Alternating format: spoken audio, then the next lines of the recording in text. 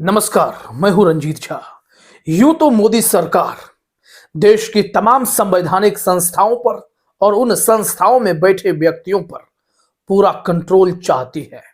फिर चाहे वो संस्था चुनाव आयोग हो या फिर जांच एजेंसियां हो या फिर देश का जुडिशियल सिस्टम ही क्यों ना हो, इन तमाम जगहों पर मोदी सरकार चाहती है कि उनके यस मैन हों, जो मोदी सरकार के ही इशारों पर निर्णय करे, फैसला करे या फिर कोई ऐसा कदम उठाए जिससे सरकार का फायदा हो।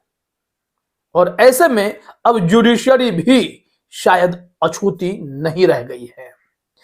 दरअसल इस वक्त सीजेआई डीवाई चंद्रचूड़ का गुस्सा जो मोदी सरकार पर फूटा है और वो यहां तक कहते नजर आए कि कृपया जजों की गरिमा तो ना गिराएं।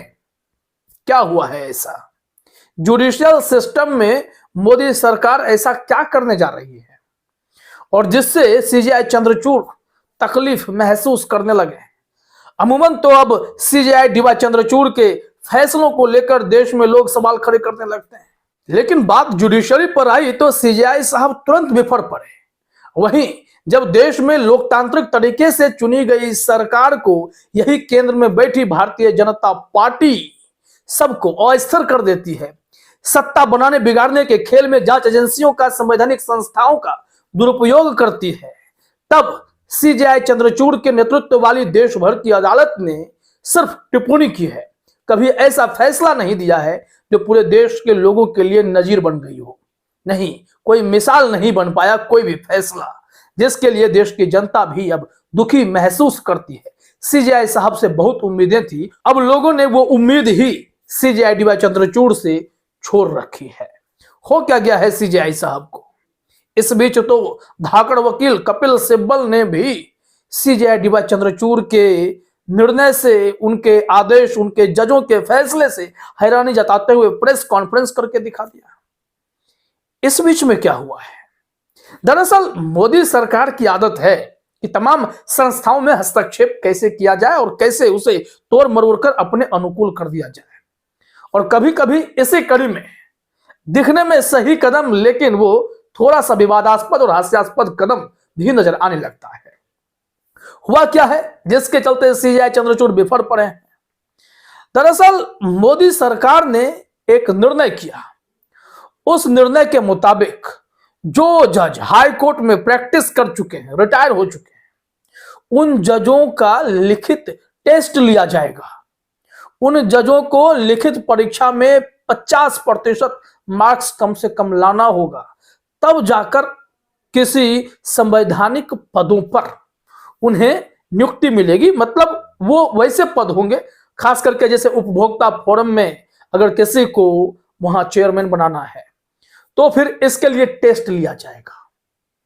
और सीजेआई साहब इससे हैरान हो गए कि कोई नए नवेले जज आए तो समझ में आता है, लेकिन वो जज जो लगातार कई ऐसे फैसले दे चुके हैं जिनके फैसलों की चर्चा हमेशा से होती रही है, आप उन मामलों पर गौर नहीं करते हुए आप सीधे सीधे कहां पहुंच रहे हैं?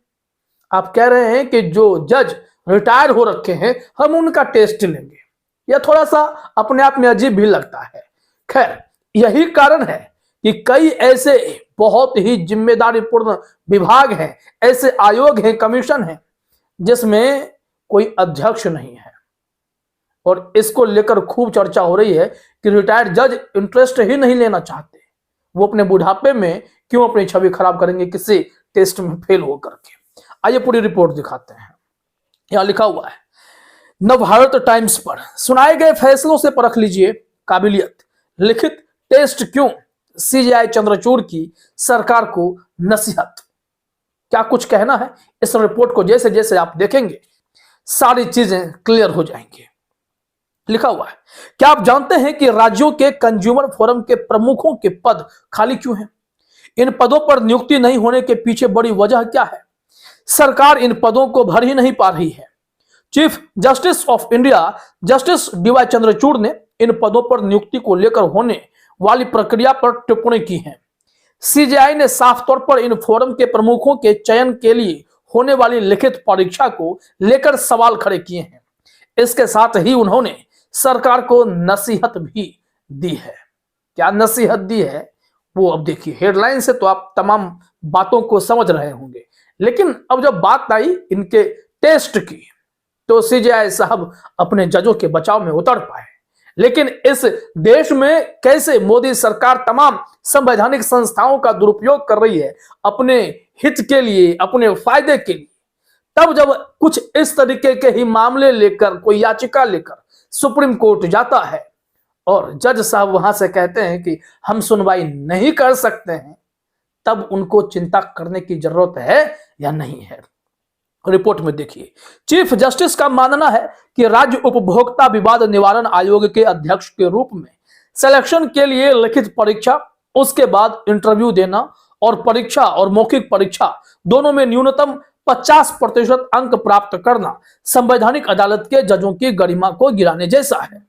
जस्टिस चंद्रचूड़ इस बात से पूरी तरह सहमत दिखे कि हाईकोर्ट का जज किसी भी मामले में हर मुद्दे और यहां तक कि शीर्ष नौकरशाहों की भी जांच कर सकते हैं, लेकिन वे इस पद के लिए लिखित परीक्षा के बाद इंटरव्यू देना ही नहीं चाहते। सीजेआई का कहना है कि जजों की योग्यता को आंकना है तो इस बात को उसकी तरफ से दिए गए फैसलों से करनी चाहिए, जो जज साहब फैसला दे चुके हैं।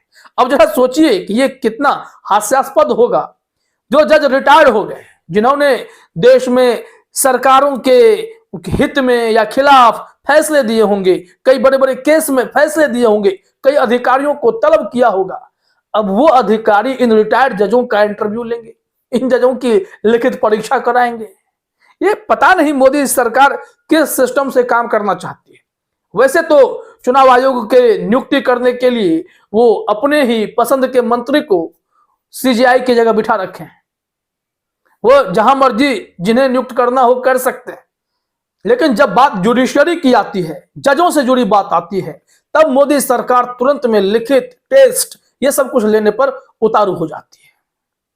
यहां से आगे देखिए, सुप्रीम कोर्ट में इस मामले पर सुनवाई हुई है और वहीं पर सीजेआई साहब ने कहा कि कम से कम जजों की गरिमा तो ना गिराए। लिखा हुआ है कि इस मामले में सुप्रीम कोर्ट में सुनवाई के दौरान सीजेआई डी वाई चंद्रचूड़ की अध्यक्षता वाली पीठ ने कहा, रिटायर्ड हाईकोर्ट जजों को परीक्षाओं में बैठाना अशोभनीय है। अधिकांश सक्षम रिटायर्ड जज इस परीक्षा के खिलाफ हैं। उनकी क्षमता पर मौजूदा जज के रूप में उनकी तरफ से दिए गए निर्णयों के आधार पर विचार किया जाना चाहिए।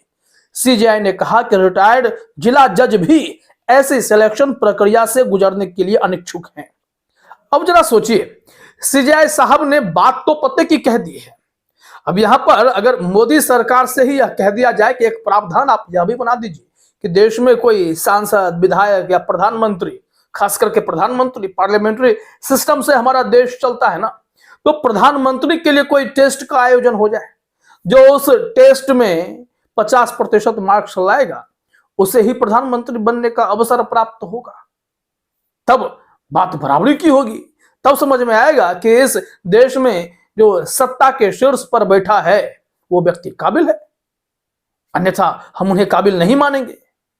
अब सीजेआई साहब को आपत्ति हुई कि उनके जजों की परीक्षा लेकर सरकार क्या साबित करना चाहती है। यहीं से विवाद खड़ा हुआ कि जजों की परीक्षा और किस तरीके की परीक्षा होगी। यहां देखिए अपने स्क्रीन पर 100 अंकों के 2 पेपर, सामान्य ज्ञान, संवैधानिक कानून और उपभोक्ता कानूनों में रिटायर्ड जजों की क्षमता, व्यापार और वाणिज्य के साथ साथ उपभोक्ता संबंधी मुद्दों या सार्वजनिक मामलों पर निबंध लिखने की उनकी क्षमता का परीक्षण करने के लिए थे। इसके साथ ही विश्लेषण और प्रारूपण में उसकी क्षमताओं को निर्धारित करने के लिए एक केस स्टडी लिखनी होती है। अब जरा सोचिए कि इस तरीके से एक नियम बनवाए जा रहे थे जिसमें जजों की परीक्षा होनी थी।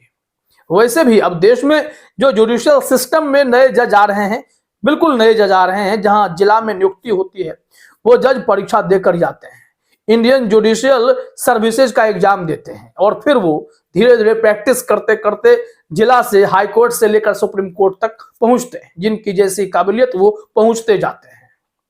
अब यहां पर है कि जब आप पहुंच गए, आप फैसले दे चुके हैं, मामले सुना चुके हैं और उसके बाद रिटायर्ड हो गए, रिटायरमेंट के बाद आपको किसी पद पर तैनात किया जाना है तो अब इस उम्र में आपको टेस्ट देने की जरूरत है, लिखित परीक्षा दीजिए, पास कीजिए। लिहाजा कोई जज नहीं आ रहा है और वो पद खाली हैं, प्रमुखों के पद खाली हैं। देश भर में जहां जहां कंज्यूमर फॉर्म है उनके पद खाली हैं। क्यों? क्योंकि जज साहब अब रिटायरमेंट में आकर परीक्षा देकर फेल होकर क्या करेंगे? तो ऐसे में यह जजों की गरिमा गिराने जैसी बात होगी।